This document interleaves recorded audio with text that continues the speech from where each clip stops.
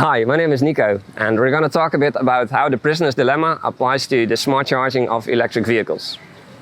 The prisoner's dilemma is a dilemma where two prisoners both get two options, and the choice they make will affect their reward, which is also affected by the choice the other prisoner makes. What you see with this dilemma is that the reward is often set in such a way that when you optimize for yourself as a prisoner, you don't optimize for the other one as well. You don't optimize for everyone together. This prisoner's dilemma is also found in the discussion regarding climate change and who should solve it. Does a little country like the Netherlands solve it on its own? Does it look to greater, far greater neighboring countries that can have far more impact to solve it? This same dilemma is also applicable on electric vehicles. Are we going to be a front runner in this? Are we going to invest in this?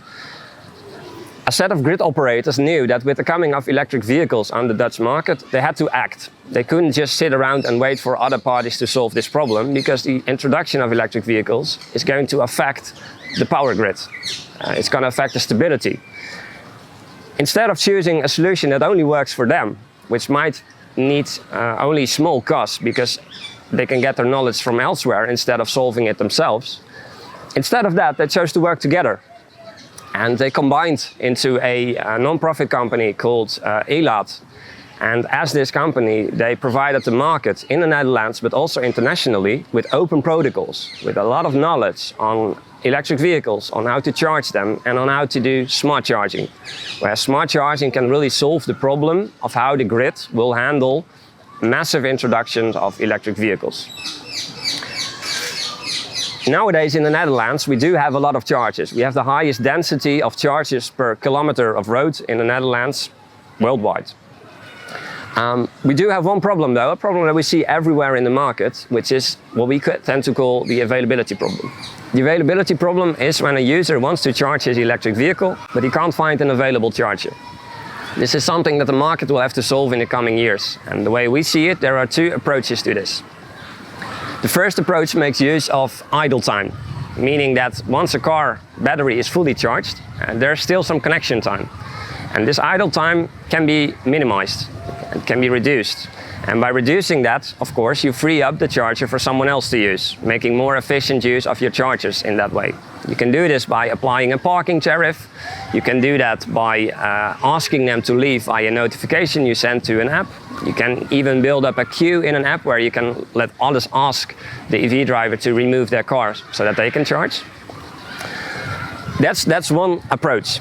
Another approach is where you actually harvest this flexibility. So you know the fact that users are connected for a few hours, but their car is only charging in the beginning part of that charge session.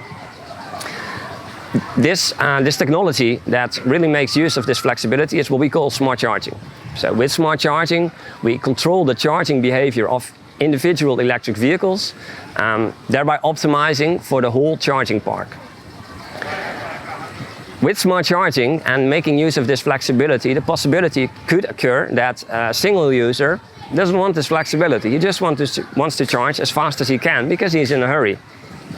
Now, instead of asking the user all sorts of details about his charging session, such as when are you going to leave, how much kilowatt hours do you need, how much kilometers do you think you need to drive, instead of doing that, we provide them with our Charge Assist app.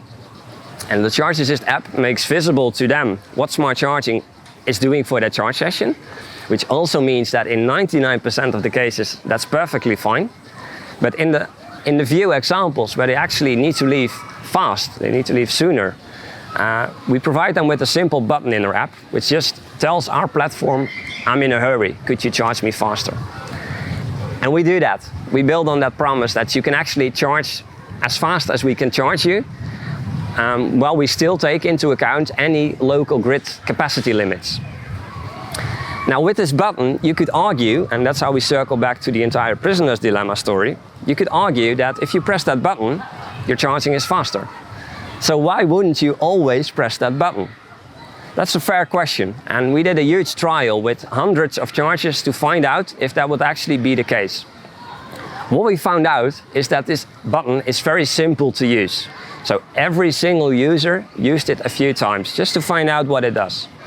But it also turned out that the actual action of taking the app, opening your charge session and pressing the button, if it's not necessary, it's already too much effort.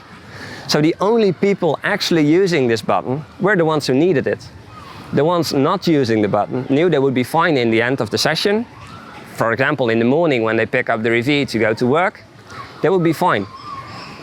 And so it turned out that the prisoner's dilemma for smart charging, it's not really a dilemma.